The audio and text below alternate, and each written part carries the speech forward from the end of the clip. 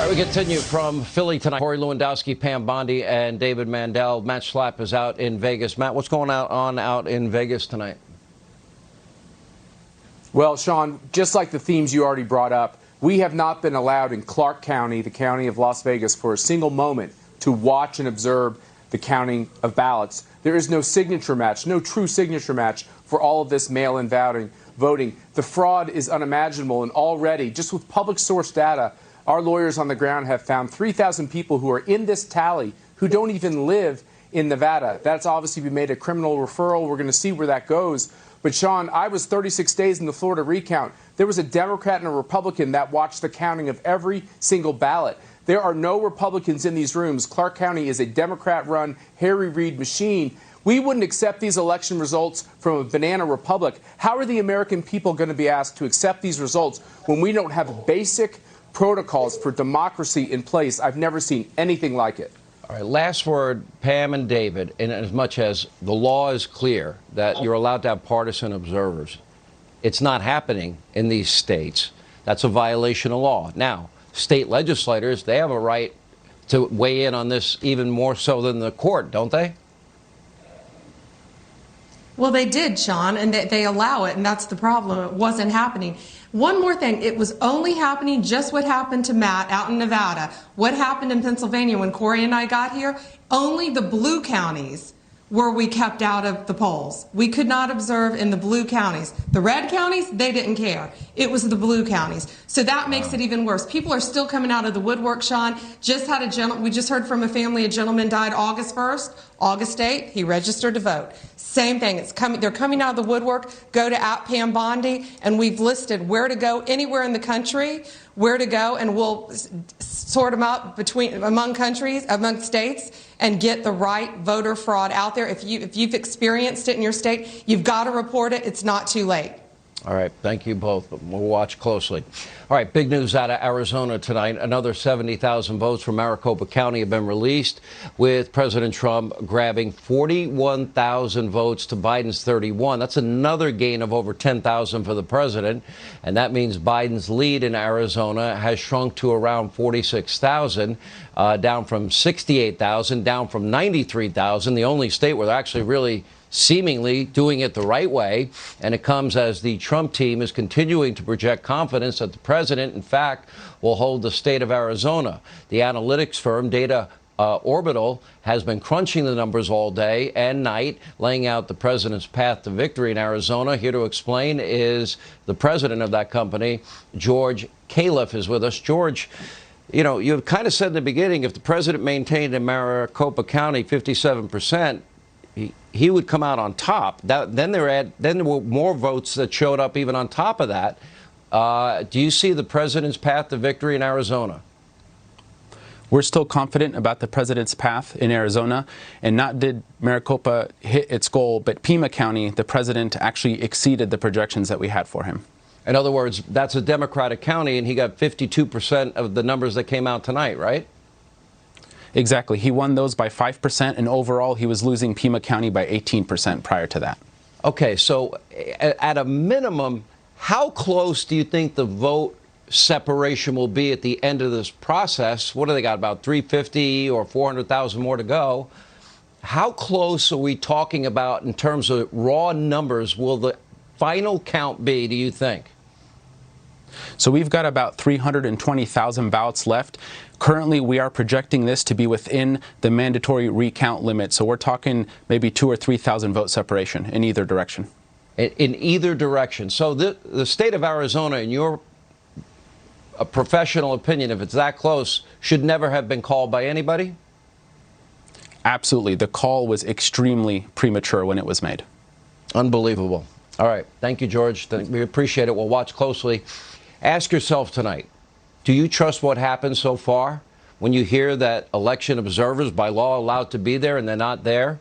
Do you trust what you are seeing unfold right before your eyes? The Democrats, the media, do they really want a free, fair, honest election? Or are they going to support removing President Trump by any means necessary? You need to ask yourself, do you truly believe this election is the best of what we, the U.S., are capable of? We have counted that, accounting here of everything being shrouded in secrecy, laws being just ignored, banning election observers, postmarks. Why are Democratic election officials against transparency?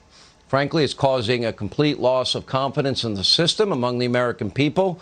We were warning about this for months. The president was as well.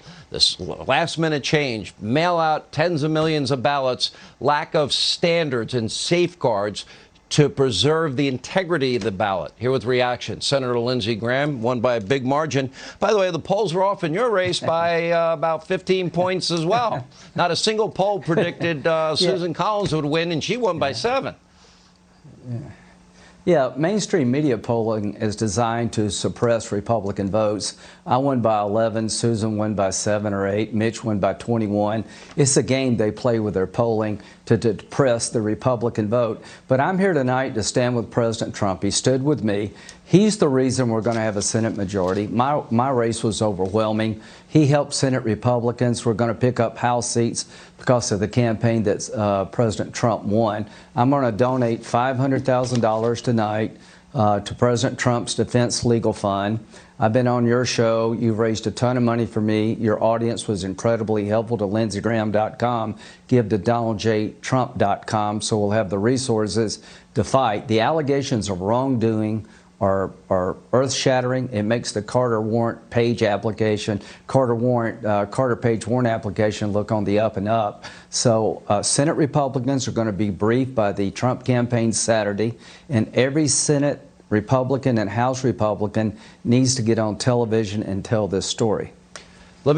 You're a lawyer also, Senator. We're hearing report after report. Election law is clear.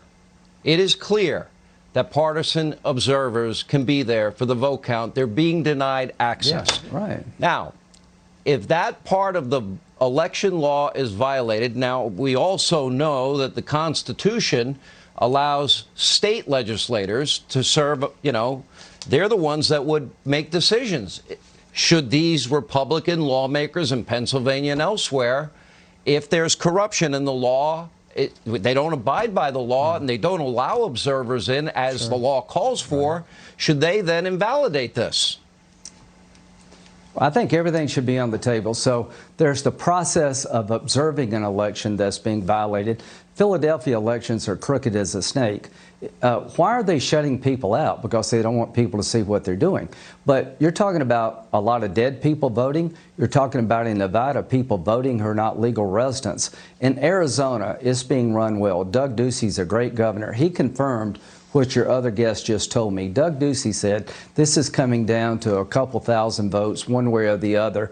I trust Arizona. I don't trust Philadelphia. I don't trust what's going on in Nevada. So everything should be on the table. Let's stand with President Trump. He stood with us. And this reminds me of the Carter Page warrant application where they're just trying to get an outcome. Damn the law. Damn the process. All right, Senator, we'll keep watching. $500,000 you just donated to the President's Defense Fund here. Wow. DonaldJTrump.com. $5 from 1 million people goes a long way. Very generous, Senator. We need to get to the truth. Now joining us, Senator Ted Cruz of Texas. Senator, you're one of the smartest lawyers and best students of Alan Dershowitz. You know election law. You're allowed to have partisan observers. They're not being denied they're being denied access. What does that tell you, and what is the remedy, sir? Well, Sean, what we're saying tonight, what we've been saying the last 3 days is outrageous. It is partisan, it is political, and it is lawless. And we're seeing this pattern in Democratic city after Democratic city, but the worst in the country right now is Philadelphia, Pennsylvania, where they're not allowing the election observers in, despite clear state law that requires election observers being there, despite an order from a state judge saying election observers have to be within 6 feet of the ballot counting. They're just ignoring the law. They're defying the law. And there's a reason they're doing that. There's a reason they're defying the law. The reason you don't want observers there is because you're doing something you don't want to be observed. And I am angry, and I think the American people are angry because by throwing the observers out, by